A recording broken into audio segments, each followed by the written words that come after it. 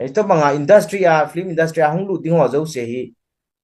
producer hian lang director hian lang actor actress yang le training hi I chana apoi mon hai cham lam ta ne ga se pi dam he pu training chu poya poimo ama sa penin training na sei masangin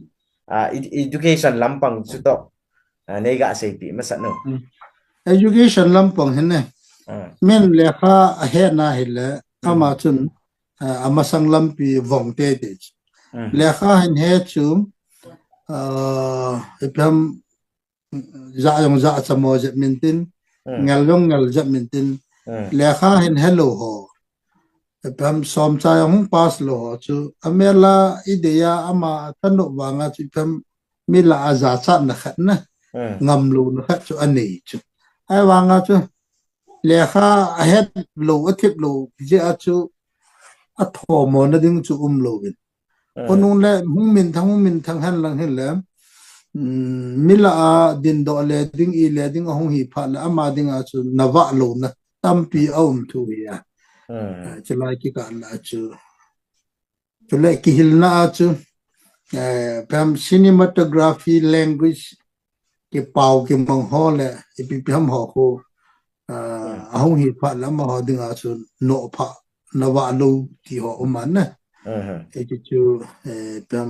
lekha thip lo pa chu a tho mo na diu yong chu di ya e chu ka la pa bo lo chun tam ka na poi mo thu ya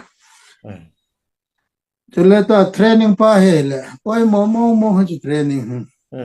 ye chu training I bol lo ju wa he tam ta he tu chan bia he ikisu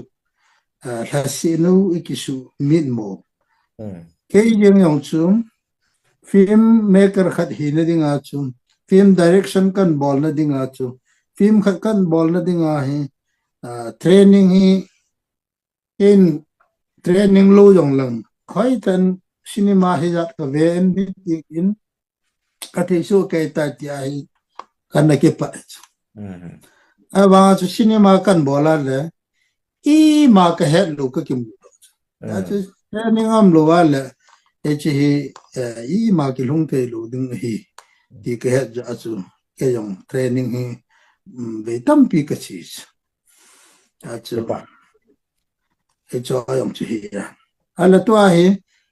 direction bowling khat chu training a chi lo wala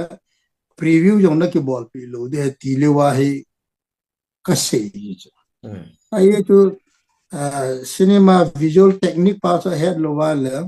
joining continuity yang che tamatam chu acting movement dressing dress ai lo la ham mood continuity ding frame dim se crossing momentin imaginary line cross momentin e cho yo si training am lo wala joining momentin same frame same kat jong hitelo iti also tam pita chu system e chu hello a direction na bola hele e ma te a ball ki tu til hitelo na mini khut lunga ba tiang le min anisha aya cha e chu feeling ta so thelo festival kana cinema ball chu hung lut ding ta hanang le aje continuity ho systematic pa visual pa chu adi luwa le min iasim lo de tas fair de tas poi mo mama na ni na producer yung chu training training ato ha te nga training a ti piumam te le tun sipai ila sipai khana mi khada galu sipai hon training kum khada pi chu lagu ba pi chu e jiwa ko meithal akap thei pui meithal kap dan na wedding along turkey to na wedding style na me de ti ahili lo ito men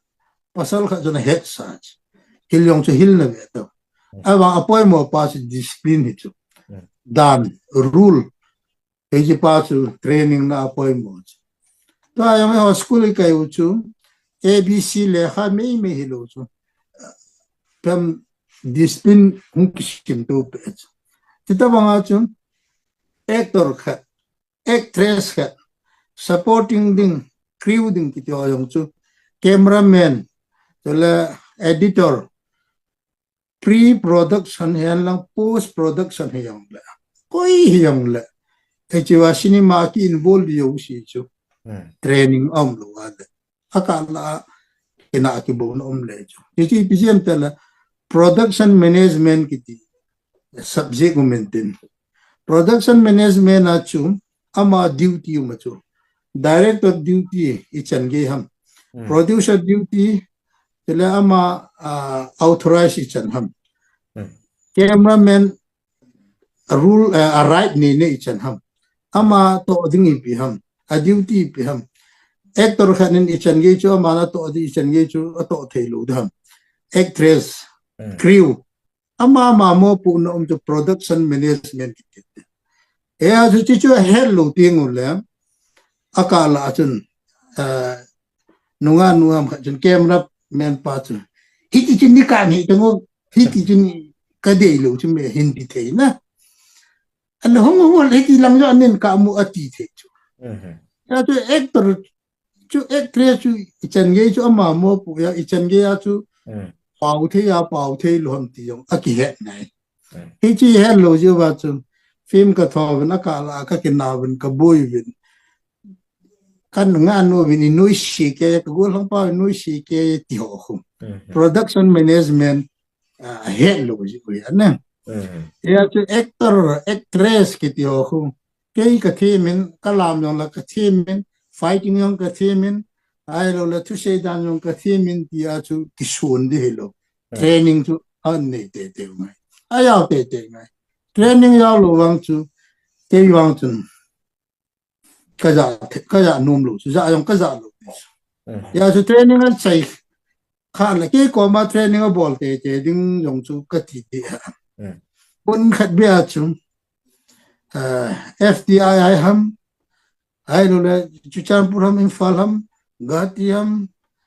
Kolkata ham Mumbai ham hei la he yong le chi ama ma line dung ju ya chu training khat ayaw te ngai na aju I ma yaw khalo ya la ken kaman no ma hel hap khat be hap ni be chu ken training kapi ki chu kapi a ji ke training sunga chu athunun lowa athanuk lowa la ka yaw sa kit de lo sa e ju ngai chu ala ti chu training poi modal ya chu a filmmaker ding hen lang ayaw din la film a ki involved yung si chu compulsory training tu ngai chai e pau me